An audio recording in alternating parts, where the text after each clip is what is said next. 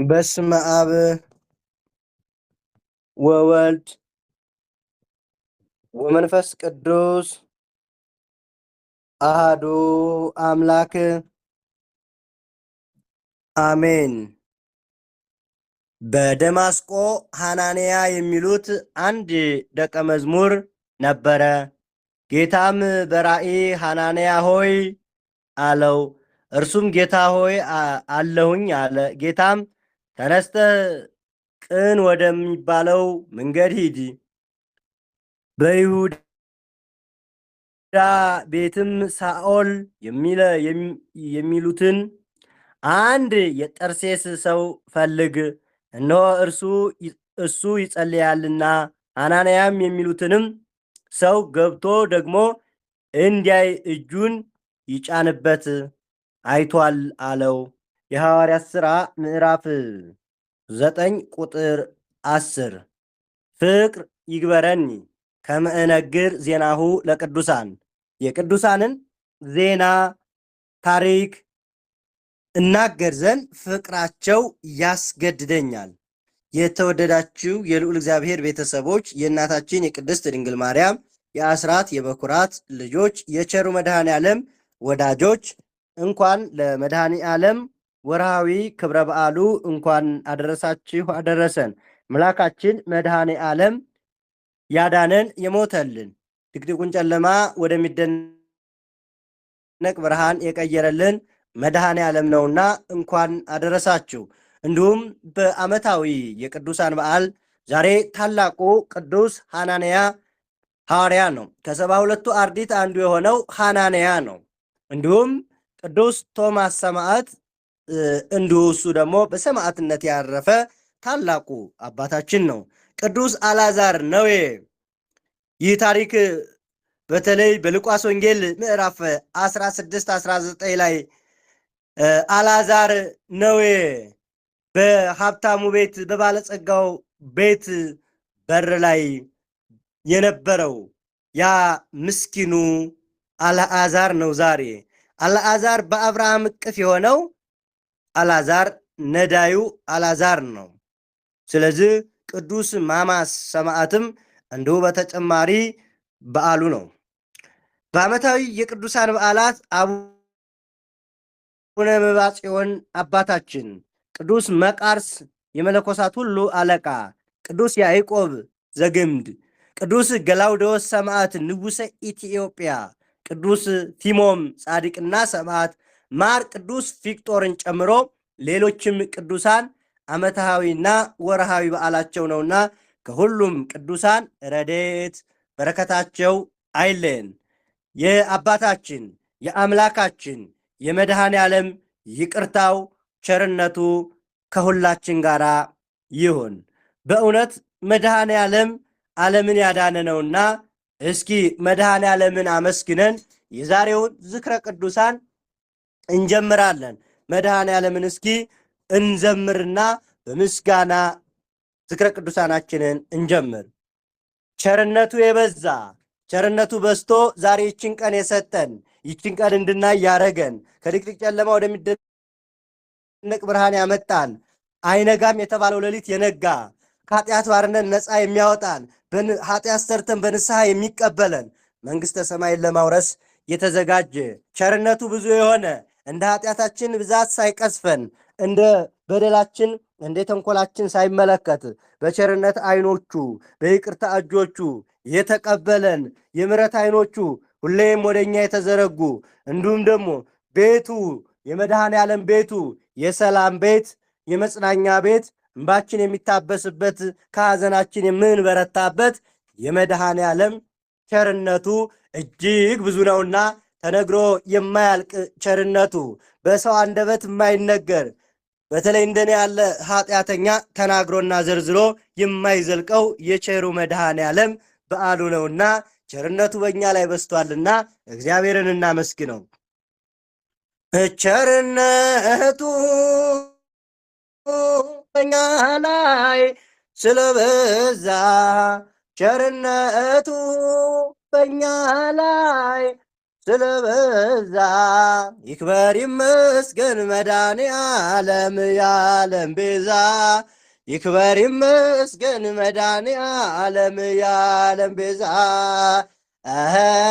ይክበር ይመስገን መድኃኔ ዓለም የዓለም ቤዛ ይክበር ይመስገን መድኃኔ ዓለም የዓለም ቤዛ ቸርነቱ በእኛ ላይ ስለበዛ ምሕረቱ በእኛ ላይ ስለበዛ ይክበር ይመስገን መድኃኔ ዓለም የዓለም ቤዛ ይክበር ይመስገን መድኃኔ ዓለም የዓለም ቤዛ ቸርነቱ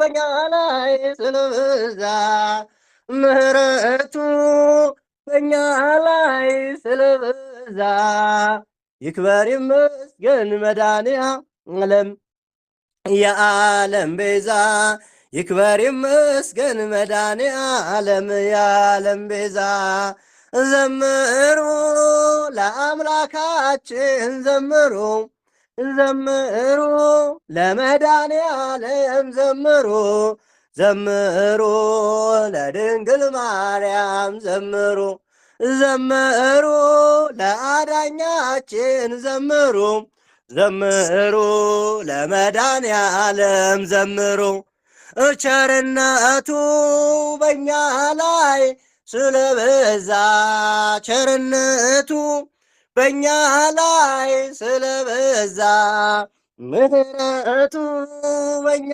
ላይ ስለበዛ ይክበር ይመስገን መድኃኔ ዓለም የዓለም ቤዛ ይክበር ይመስገን መድኃኔ ዓለም የዓለም ቤዛ ዘምሩ ለመድኃኔ ዓለም ዘምሩ ዘምሩ ለድንግል ማርያም ዘምሩ ዘምሩ ለሚካኤልም ዘምሩ ዘምሩ ለገብርኤልም ዘምሩ ዘምሩ ለሩፋኤልም ዘምሩ ዘምሩ ለኡራኤልም ዘምሩ ዘምሩ ለራጉኤልም ዘምሩ ዘምሩ ለመላእክቱ ዘምሩ ዘምሩ ለሊቃናቱ ዘምሩ ዘምሩ ለኪሩቤልም ዘምሩ ዘምሩ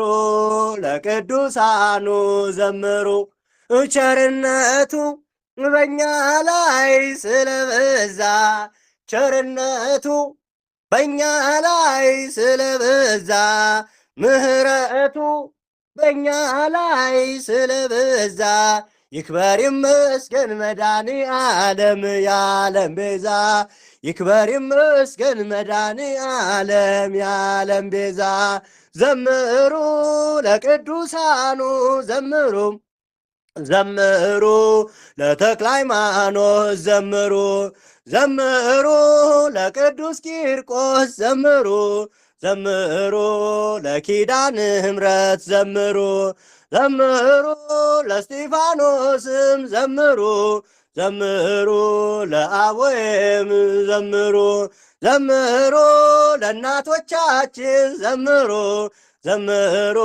ለቅድስት አርሴማም ዘምሩ ዘምሩ ለሰማዕታት ዘምሩ ዘምሩ ለጊዮርጊስም ዘምሩ ዘምሩ ለመርቆሬዎስ ዘምሩ ዘምሩ ለሰማዕታት ዘምሩ ዘምሩ ለአባቶቻችን ዘምሩ ዘምሩ ለመድኃኔ ዓለም ዘምሩ ቸርነቱ በእኛ ላይ ስለበዛ ቸርነቱ በእኛ ላይ ስለበዛ ይክበር ይመስገን መድኃኔ ዓለም የዓለም ቤዛ ይክበር ይመስገን መድኃኔ ዓለም የዓለም ቤዛ ይክበር ይመስገን መድኃኔ ዓለም የዓለም ቤዛ ይክበር ይመስገን መድኃኔ ዓለም የዓለም ቤዛ ዘምሩ ለመድኃኔ ዓለም ዘምሩ ዘምሩ ለአማኑኤል ዘምሩ ዘምሩ ለአዳኛችን ዘምሩ ዘምሩ ለመድኃኔዓለም ዘምሩ ዘምሩ ለአምላክነ ዘምሩ ቸርነቱ በኛ ላይ ስለበዛ ቸርነቱ በኛ ላይ ስለበዛ ምሕረቱ በኛ ላይ ስለበዛ ይክበር ይመስገን መድኃኔዓለም የዓለም ቤዛ ይክበር ይመስገን መድኃኔዓለም የዓለም ቤዛ። አሜን። የዝማሬው ባለቤት ልዑል እግዚአብሔር የተመሰገነ ይሁን። ቸርነቱ በእኛ ላይ የበዛ አምላክ፣ ምሕረቱ በእኛ ላይ የበዛ አምላክ፣ ምሕረቱ በስቶልን ቸርነቱ በስቶልን ዛሬ በዚች በተወደደች ቀን በመድኃኔዓለም ቀን ቁመን ለምስጋና ልናመሰግነው እርሜን ለንስሐ ዘመን ለፍስሐ የሰጠን መድኃኔዓለም ምስጋና ይገባው። የተወደዳችሁ የእግዚአብሔር ቤተሰቦች፣ የቸሩ መድኃኔዓለም ልጆች፣ መድኃኔዓለም ከድቅድቅ ጨለማ አወጣን። መድኃኔዓለም እሱ ሙቶ ሞታችንን አጠፋልን። መድኃኔዓለም ከኃጢአት ባርነት ነፃ አወጣን። መድኃኔዓለም ርስቱን መንግስቱን ሊያስረክበን እነሆ ልጆቼ ኑ ይለናል። መድኃኔዓለም እሱ ጨልሞበት ለእኛ ብርሃን፣ እሱ ተገፎ እርቃኑን ሆኖ እኛን የጸጋ ልብስ አለበሰን። መድኃኔዓለም እሱ መስቀል ተሸክሞ የእኛን ጫንቃችን ላይ የነበረውን ሸክም አስወገደልን። እሱ እየተገረፈ እኛን ከግርፋት አዳነን። እሱ የሾህ አክሊል አድርጎ እኛን ግን የብርሃን አክሊል አቀናጀን። እሱ አጎንብሶ እኛ ቀናል።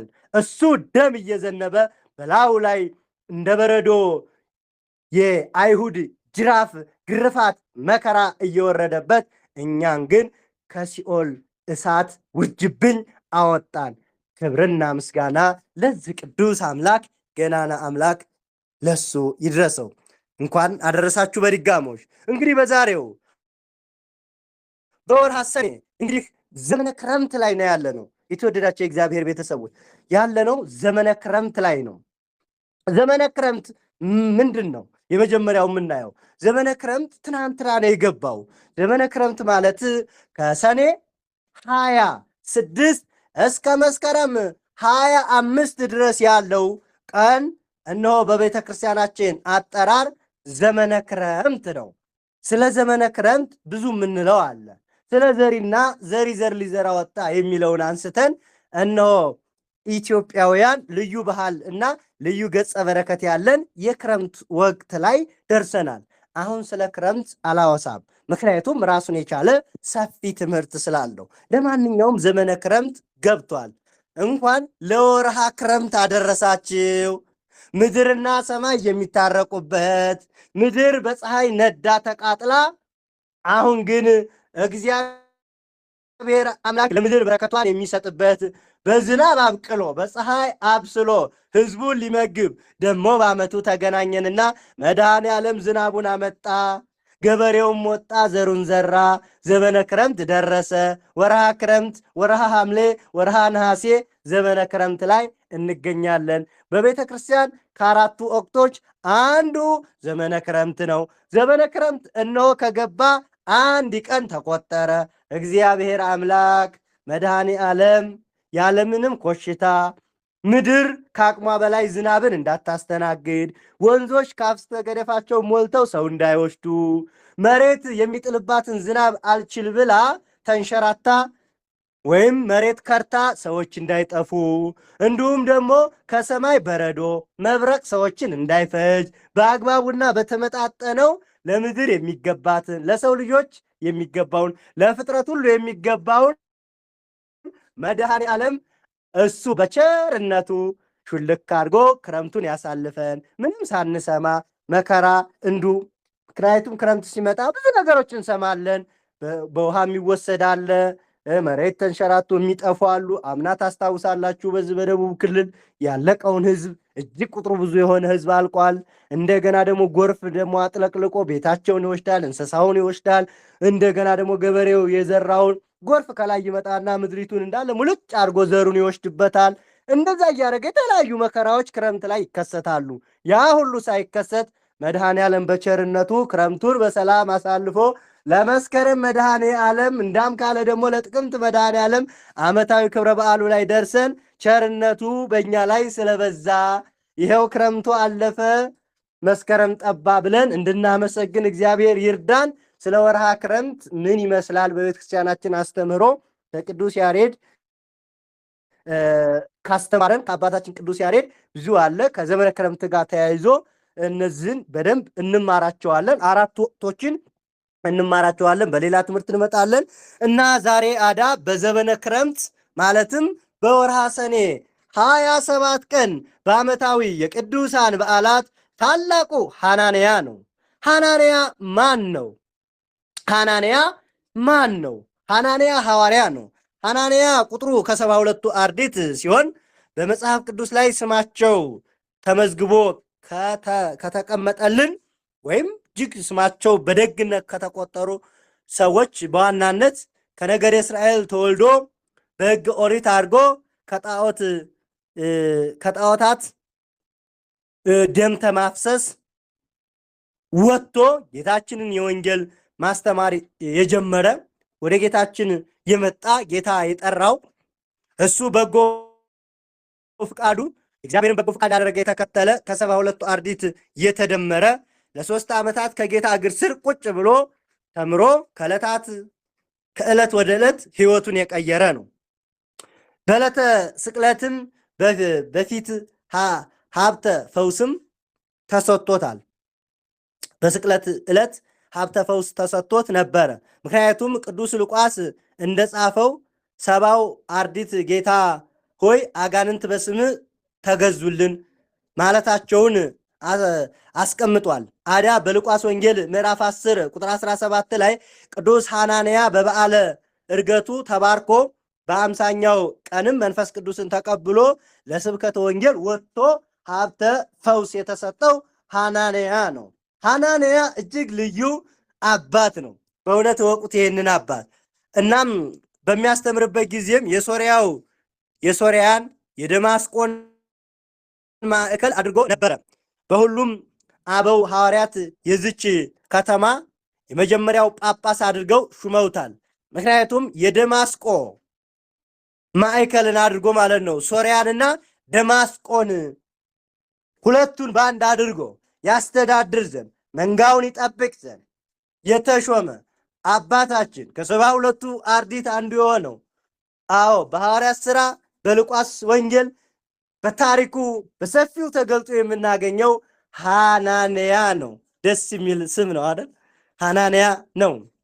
እናም ሐናንያ ኤጲስቆጶስ ሆኖ በተሾመ ጊዜ ጌታ ባረገ በ8ኛው ዓመት ክርስቲያኖች ያሰቃይ የነበረው ሳኦል ወይም ያሁኑ ደስ የሚል ስም ያለው ብርሃነ ዓለም የአሕዛብ መምህር የቤተ ክርስቲያን ማኅቶታ እንዲሁም ደግሞ መዶሻ አጋንንትን የሚቀጠቅጥ የአሕዛብ መምህር አሕዛብን የማይፈራ የጣዖታትን ቤት የገለባበጠ ጣዖታትን አጥፍቶ የእግዚአብሔርን ቤተ መቅደስ እንዲሰራ ያደረገ እጆቹ መጽሐፍን በመጻፍ ያልደከሙ 14 መልእክት የጻፈ የቀድሞው ቀማኛ የቀድሞው ክርስቲያኖችን ሲያሳድድ የነበረው የቀድሞው የኦሪትን ሕግ አስከብራለሁ የሚለው ክርስቲያኖችን እየደበደበ የነበረው የአሁኑ ደግሞ ሳኦል የነበረው አሁን ደግሞ ብርሃነ ዓለም ቅዱስ ጳውሎስ ማለት ነው። ጌታ ባረገ በ8ኛው ዓመት ብለናል። ቅዱስ ጳውሎስ ወደ ደማስቆ የተጓዘበት ክርስቲያኖችን በተለይም ቅዱስ ሐናንያን ለማሰር ነበረ። ቅዱስ ሐናንያን አስሮ ክርስቲያኖችን ሊያሳድድ እነሆ ጳውሎስ ብርሃነ ዓለም ቅዱስ ጳውሎስ እነሆ ወደ ደማስቆ ይሄድ ነበረ ነው የሚለው። ይገርማል። ምን ሊያደርግ ነው? ሐናንያ ጳጳስ ሆኖ እያስተማረ እየመከረ ክርስቲያኖችን እግዚአብሔር መንግሥት በአባታቸው ቤት እንዲመጡ እንዲመለሱ እያደረገ ይሰብክ ነበረ። ማን? ሐናንያ። ሳኦልስ ወይም ጳውሎስስ? ጳውሎስ ደግሞ እነሱን ለመደብደብና ለማሳደድ ወደ ደማስቆ ይገሰግስ ነበረ፣ ይሮጥ ነበረ። ዛሬም እኮ ለክፉ ስራ የምንሮጥ ብዙዎቻችን አለ። ልክ ለክፉ ስራ እግዚአብሔር ይመልሰን እንደ ቅዱስ ጳውሎስ። ለደግ አንሮጥም፣ ለዝማሬ አንሮጥም፣ ለጸሎት አንሮጥም፣ ቃል እግዚአብሔር ለመማር አንሮጥም፣ በጭራሽ አንሮጥም። ለሌላ ነገር ሲሆን ግን እንሮጣለን። ለሌላ ማን ይቀርመናል? ሰረ እና ከዚህ እግዚአብሔር ይመልሰ። ቅዱስ ጳውሎስ ግን እየሮጠ ነበረ። ወዴት? ወደ ደማስቆ ክርስቲያኖችን ለማሳደድ የእግዚአብሔር ምርጥ ዕቃ ይሆን ዘንድ መብረቅ ዓይኑን አጠፋው። ወዳውም ጌታችን መብረቅ ብልጭ ያረገበት። እየሮጠ ሲሄድ ወደ ክፉ ስራ ወደ ክርስቲያኖችን ለማሳደድ ሲሄድ ብልጭ አለ በመብረቅ። የዛን ጊዜ ዓይኑ ድርግም አለ። ምንድነው ጉዱ አለ። ደነገጠ። የዛን ጊዜ አንድ ድምፅ ሰማ እንዲህ የሚል። በመብረቁ ውስጥ አንድ ድምፅ መጣ። ወዳውም ጌታችን እንዲህ አለው፣ ሳኦል ሳኦል ወደ ሐናንያ ወዴት ትሄዳለህ አለው። መጀመሪያ ወዴት ትሄዳለህ? ሳኦል ከዚህ በላይ የመውጊያውን ብረት ብትገዳደር የመውጊያው ብረት ላንተ ይብስብሃል አለው። ብረትን ልትሰብረው አትችልም፣ ስለዚህ ክርስቲያኖችን ልታጠፋ አትችልም አለው። እና ምን እንዲያደርግ ትወዳለህ አለው። ጳውሎስም ምን እንዲያደርግ ትወዳለህ? ወደ ሐናንያ ሂድና ንገረው አለው። ከ3 ቀንም በኋላ ጌታ ለሐናንያ ተገልጦለታል ተናግሮታልና። ጌታ ለሐናንያ ተገልጦ ምን ብሎን ነበረ? ሉቃስ ወንጌል ምዕራፍ 16-19 ላይ ጌታ ለሐናንያ ተገልጦለን ነበረ። ማለቴ ለሐናንያ ተገልጦለን ነበረ። በሐዋርያት ሥራ ምዕራፍ 9-10 ላይ በደማስቆ ሐናንያ የሚሉት አንድ ደቀ መዝሙር ነበረ ይልና የሐዋርያት ሥራ የግብራቸውን በሚናገር ላይ ይነግረናል። ጌታም በራእይ ሐናንያ ሆይ አለው። እርሱም ጌታ ሆይ አለሁኝ አለ።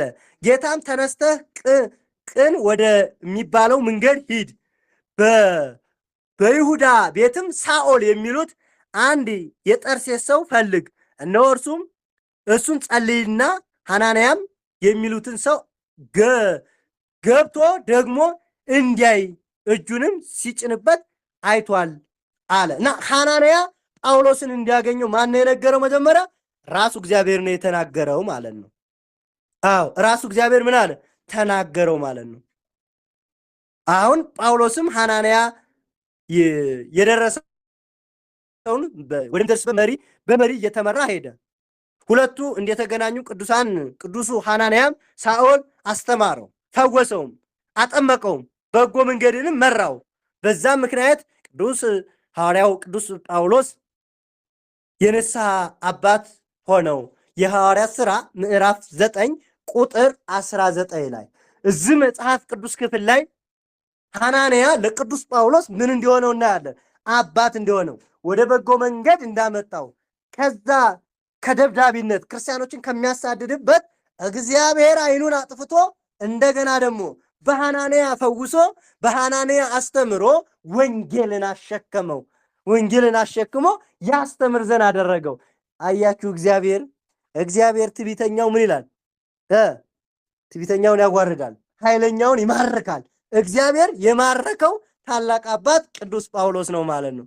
ሐምሌ 5 እንገናኝ። ስለ ቅዱስ ጳውሎስ፣ ስለ ብርሃነ ዓለም ቅዱስ ጳውሎስ በሰፊው እንገናኛለን። ከዛም በኋላ ቅዱስ ሐናንያ ለብዙ ዓመታት በተለያየ ክፍለ ዓለም ወንጌልን አስተማረ፣ መከራንም ተቀበለ። በመጨረሻም በዚህ ቀን ክፎች ከብዙ ስቃይ በኋላ በድንጋይ ወግረው ገለውታል ነው የሚለን። በሰማዕትነት ያረፈው ሐናንያ የቅዱስ ጳውሎስ አባትና መምህር የንስሐ አባት የሆነው ከ72ቱ አርድእት አንዱ የሆነው ወንጌልን የተሸከመ ለደማስቆ ክርስቲያኖች፣ ለሶርያ ክርስቲያኖች አባት የሆነ ወንጌልን በማስተማር አሕዛብን በመመለስ እንዲሁም ደግሞ ታላቁን ቅዱስ ጳውሎስን በመንፈስ የወለደው ሐናንያ ዛሬ በድንጋይ ተወግሮ ለክርስቶስ ሲል፣ ለወንጌል ሲል፣ ለእውነት ሲል ዋጋ ከፈለ።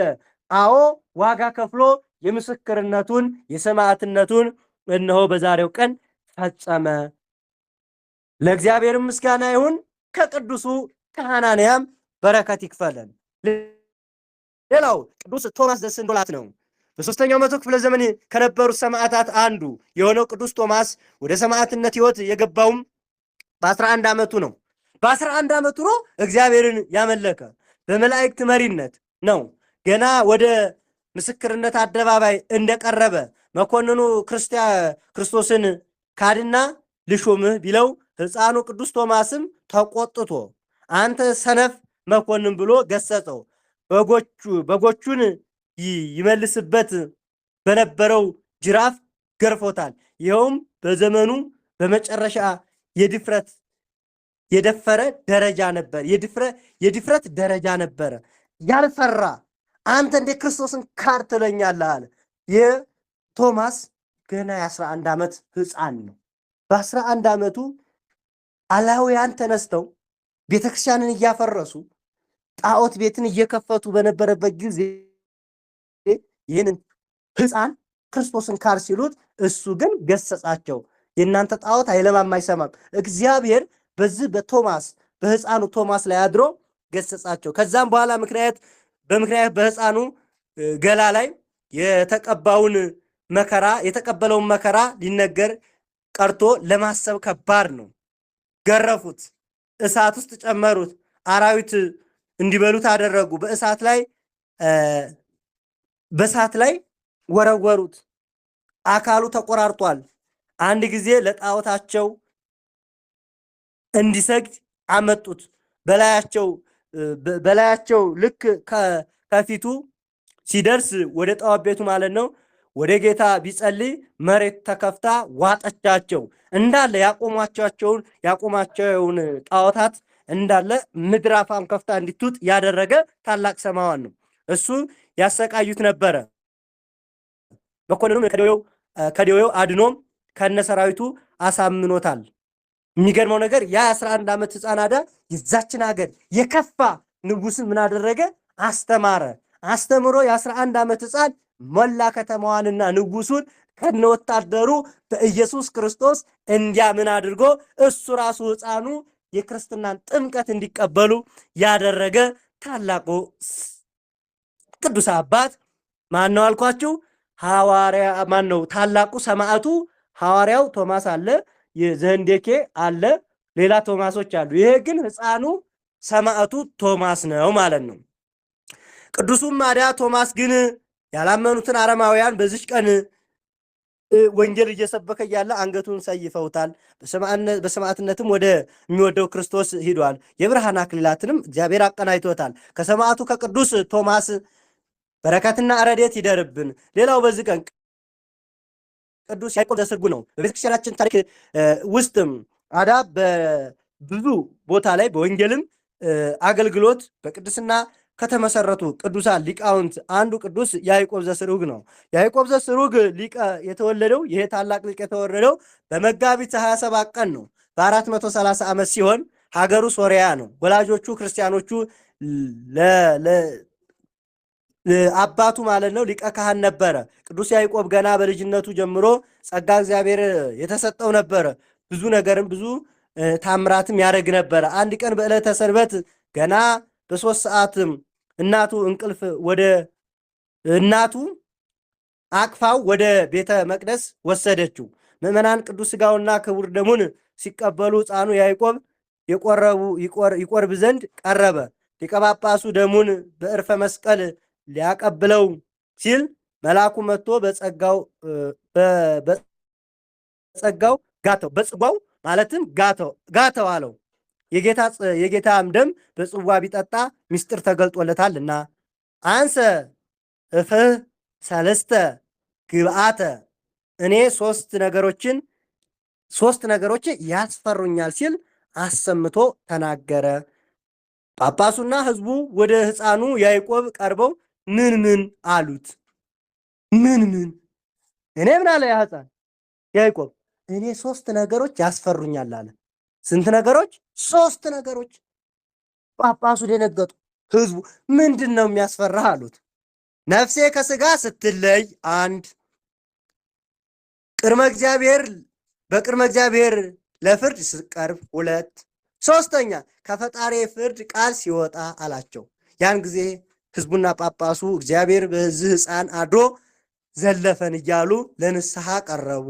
ቅዱስ ያዕቆብም 7 ዓመት ሲሞላው ይማር ወይም ትምህርትን ይቅሰም ብለው ይማር ብለው ወደ ጉባኤ አስገቡት። በ5 ዓመት ብሉይ ከሐዲስ አጠናቆ በ12 ዓመቱ ሊቅ ሆነዋል። በዚህ ወቅት ነበረ ታላቁ ሊቀ ጳጳስ ወደ እሱ ተሰብስበው እንግዳ ድርሰትን ደርሷል፣ አዲስ ምስጢርን ንገሩን አሉት። እርሱ ግን ሲቻለው ስለ ትሕትናው ሲቻለው አይቻለኝም አላቸው። እንግዲህ ትንቢተ ሕዝቅኤልን ተናግሯል ቢሉ በአጭር ታጥቆ አመስጥሮታል። እንዲሁም ተደስተዋል፣ ፈጣሪያቸውንም አመስግነዋል። ቅዱስ ያዕቆብ ግን ከዚህ በኋላ ወደ ገዳም ገብቶ ትምህርት አበውን ዕፀ ገዳምን ሕይወትን ቅዱሳንን በተግባር ተምሯል። በድንጋሌ ሥጋ በድንጋሌ የጸናች የእመቤታችንንም ክብሯን ከፍ አድርጓል። በጸሎትና በምህላ እያዘወተረ ኑሯል። በፍቃደ እግዚአብሔር የሰርጎ የኤፍራጥስ ጤግሮስ ወንዞች መካከል የምትገኘውን የሶሪያ ግዛት የኤጲስ ወይም ይቺ የሶሪያ ግዛት ባለች ኤጲስቆጶስ ሆኖ ተሹሟል። በዘመኑም የ450 የኬልቄዶን ጉባኤ አብሮ ተገኝቷል። በዘመኑ መናፍቃንን ተከራክሮ ምላሽ አሳጥቷል። በወንጌል አገልግሎትም መልካም እረኝነቱን አሳይቷል። አራተኛ ዛሬ የምንገለገልበትን መጽሐፍ ቅዳሴውን ጨምሮ በርካታ መንፈሳዊ ድርሰቶችን ደርሷል። ያዕቆብ ታላቁ በመጨረሻ ከብዙ ተጋድሎ የቅድስና ሰማዕታት በኋላ በተወለደ በ72 ዓመቱ በ505 በዚች ቀን አረፈ።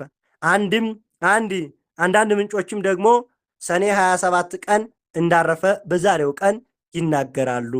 ይህም የስንክሳራችን ጨምሮ ቅዱስ ያዕቆብ ዘስርጉ ለቤተ ክርስቲያን ቁጥር የሌላቸውን ስራዎችን የሰራ ታላቅ አባት ነው። በረከቱ ከኛ ጋር ይሁን። የዚህ ታላቅ አባት ሌላው ዛሬ ታላቁ ነዌ ነው። ነዌ በሉቃስ ወንጌል ምዕራፍ 16-19 ላይ የምናገኘው አልዓዛር ነዳይ በነዌ ደጃፍ የወደቀ ነዌና አልዓዛር ሁለት ሰዎች አሉ። ነዌ ደግሞ አብርሃም እቅፍ ውስጥ የተገኘበት ቀን ነው። በሉቃስ ወንጌል ላይ ስታነቡ የሚገርመው አንድ ታሪክ አለ። ይህ ነዳይ ይህ ምስኪን ልብ በሉ፣ ይህ ምስኪን የሚበላው የሌለ የሚጠጣው የሌለ ምስኪን ነበረ ነው የሚለው። ማን? ነዌ እና አልዓዛር። በደንብ ልብ በሉ። በዚህ ወንጌል ላይ የተገለጠው የኔና እናንተን ሕይወት የሚያሳይ ነው።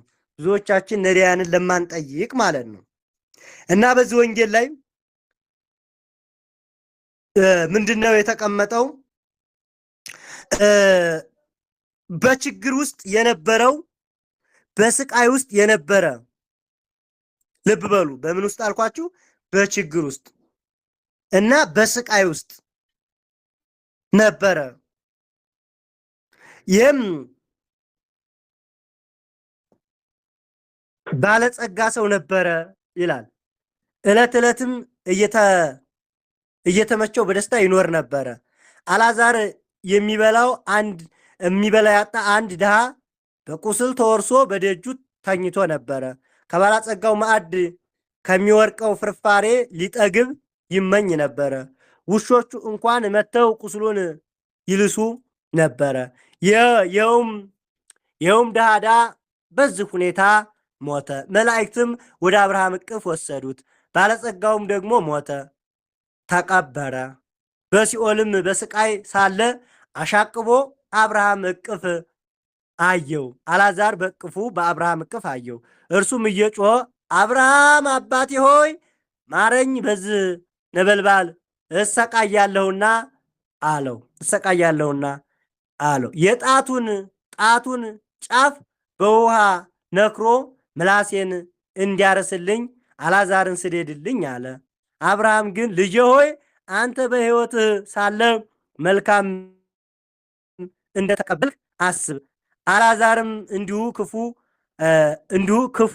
አሁን ግን እርሱ በዚህ ይጽናናል፣ አንተ ትሰቃያለህ። ከዚህም ሁሉ ጋራ ወደዚህ ወደ እናንተ ወደ እኔና ወደ እናንተ ለማለፍ አያስችልም። ወደዛ የሚያደርስ የለም። በእኛና በአንተ መካከል ታላቅ ገደል ተደርጓል አለው። እርሱ እንኪያስ አባት ሆይ ወደ አባቴ ቤት እንዲትሰደው እለምንሃለሁ። 5 ወንድሞች አሉኝና እነሱ ደግሞ ወደዚህ ስቃይ ስፍራ እንዳይመጡ ይመሰክርላቸው ዘንድ እባክህ አልዓዛርን ወደ ዓለም ውሰደው አለው። አብርሃምም ግን ሙሴና ነቢያት አሉላቸው፣ እነሱ ይስሙ አለ። ይህ ማለት መጽሐፍት አሉላቸው ነው። እሱም አይደለም አባቴ አብርሃም ሆይ፣ ነገር ግን ከሙታን አንድ ቢሄድላቸው ንስሐ ይገባሉ አለ። ሙሴና ነቢያት የሚሰማ ከሆነ ከሙታን እንኳን አንዱ ቢነሳ የማይሰሙ ሙሴና ነቢያትን መጽሐፍትን የማይሰሙ ከሆነ ከሙታን አንድ እንኳን ቢነሳ አይሰሙም አለው። እና ይህ ነዌ ይህ ባለጸጋ ክፋቱ ምን ነበረ? ይህ ባለጸጋ ለራሱ እየበላ ለራሱ ሲበላ፣ እሱ ግን ያ ምስኪን አልዓዛር ግን በዛ ይሰቃይ ነበረ፣ ይራብ ነበረ፣ ይጠማ ነበረ። ውሾቹ ቁስሉን መጥተው ይልሱለን ነበረ። ያ ክፉ ግን አያቀምሰውም ነበረ፣ ይንቀው ይጸየፈው ነበረ። ሞት አይቀርምና ሁለቱም ሞቱ። አልዓዛር በአብርሃም እቅፍ ሆነ፣ ነዌ ግን በሲኦል ይቃጠል ጀመር። ትሉ የማያንቀላፋበት እሳቱ የማይጠፋ በዛ ሲንገበገብ፣ እባክህ አባቴ አብርሃም ሆይ አልዓዛርን ላከው፣ ወንድሞች አሉ፣ ወደ ዓለም ይንገራቸው። እኔም በእሳት ቃጠሎ እየተቃጠልኩ ትንሽዬ ጣቱን ነክሮ ምላሴ ላይ ውሃ ጠብ ያድርግልኝ፣ እረ ተቃጠልኩኝ አለው። የኔ ልጅ አንተ መጀመሪያ በዓለም ሳለህ ተደስተሃል፣ እየበላህ እየጠጣህ። አሁን ግን ተራው የማን ነው አለ? የዚህ ምስኪን ነው። እሱ አሁን በዚህ ይጽናናል፣ አሁን በዚህ ይደሰታል። አንተ ግን ይሄው አለው። እሺ እዚህ ወደ አንተ ጋር እንዳይመጣ በመካከላችን ምን አለ አለ? ገደል አለ። ወደ ሲኦል መሄድ አይቻልም፣ አንተም ወደ ገነት መምጣት አትችልም አለው። እሺ እንደዛ ከሆነ 5 ወንድሞች አሉኝ እየተሰቃዩ ወደዚህ ሲኦል እንዳይመጡ እባክህ ንስሐ ይገቡ ዘንድ ላከው አለው። እንደገና ላከው አለና አብርሃምን ይጠይቀዋል። አብርሃም አባታችን ምን አለው? ሙሴና ነቢያት መጽሐፍቶች አሉ አለ። ሙሴና ነቢያት አሉ፣ እነሱን ይስሙ። አይ ከሙታን ይሄዱላቸው። አይ ሙሴና ነቢያትን ካልሰሙ ከሙታን መካከል ሰው ተነስቶ ሄዶ ቢያስተምራቸውም አይሰሙም። ስለዚህ በዛ ያሉት መጥተው እነሱን አያስተምሩም። አንዴ ነቢያት የሙሴ መጽሐፍት ሕግ ማለት ነው 10ቱ ትእዛዛት ነው። ወንጌል ተሰጥቷቸዋል። አያችሁ ምን ተሰጥቷል? ወንጌል። እንደገና ምን ተሰጥቷቸዋል? ቃለ እግዚአብሔር ተሰጥቶናል። አባቶቻችን አሉ፣ መምህራን አሉ፣ ይደርቃሉ፣ ያስተምራሉ። እኛ ግን ጆሮአችን ላይ ለሽ ብለናል። ስለዚህ ሙሴና ነቢያት አሉ በማለት ያ ታላቁ ይህ ምስኪን ድሃ በአብርሃም እቅፍ የተጽናናበት በዛሬው ቀን ነበረ። በዛሬው ቀን በመድኃኔ ዓለም ቀን ነበረ። ሁላችንንም መድኃኔ ዓለም ያጽናናን። ሁላችንንም መድኃኔ ዓለም ወደ ቤቱ ወደ እቅፉ ወደ አብርሃም እቅፍ የሞቱትንም እኛንም ወደዛ እንድንገባ የእሱ መልካም ፈቃዱ ይሆንልን። እንግዲህ በዛሬው ቅዱሳን በዓላት እጅግ በጣም ብዙ ቅዱሳን ታላላቅ ገቢረ ተአምራትን ያደረጉ ቅዱሳን እየተከበሩ ነው። በእነዚህ ሁሉ ቅዱሳን ረድኤታቸውን በረከታቸውን ያሳድርብን። ስለ ቅዱሳኑ ብሎ መሐሪው አምላካችን መሐሪ ነውና በምሕረቱ ይቅር ባይ ነውና በይቅርታው አዳኝ ነውና በአዳኝነቱ ፈዋሽ ነውና በፈውሶቱ አምላካችን እግዚአብሔር ሁላችንንም ወደ መንግስቱ ወደ አብርሃም እቅፍ ያስገባል።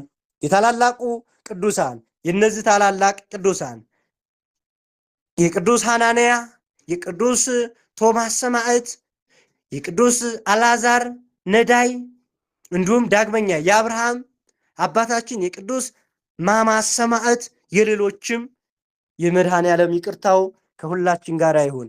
ፍቅር ይግበረኒ ከመ እነግር ዜናሁ ለቅዱሳን የቅዱሳንን ዜና የቅዱሳንን ሕይወት የቅዱሳንን ተጋድሎ እመሰክርና እናገር ዘንድ ፍቅራቸው ያስገድደናል። መድኃኔ ዓለም ሁላችንንም ይጠብቀን። መድኃኔ ዓለም አዳነን በማይሻር ቃሉ፣ መድኃኔ ዓለም አዳነን በማይሻር ቃሉ ደስ ይበለን ደስ ይበለን እልል በሉ አመስግኑ አዳነን በማይሻር ቃሉ ደስ ይበለን ደስ ይበለን እልል በሉ አመስግኑ አዳነን በማይሻር ቃሉ መድኃኔዓለም አዳነን በማይሻር ቃሉ መድኃኔዓለም አዳነን በማይሻር ቃሉ ደስ ይበለን ደስ ይበለን እልል በሉ አመስግኑ አዳነን በማይሻር ቃሉ። አዎ መድኃኔዓለም በማይሻር ቃሉ አድኖናል። መድኃኔዓለም ሁላችንንም ይቅር ይበለን። የቅዱሳኑ በረከት ረድኤት ከሁላችን ጋር ይሁን። ያስተማረን፣ የመከረን፣ የገሰጸን፣ ያጽናናን አምላከ ቅዱሳን የተመሰገነ ይሁን። ይቆየን። ወስብሐት ለእግዚአብሔር ወለወላዲቱ ድንግል ወለመስቀሉ ክቡር አሜን።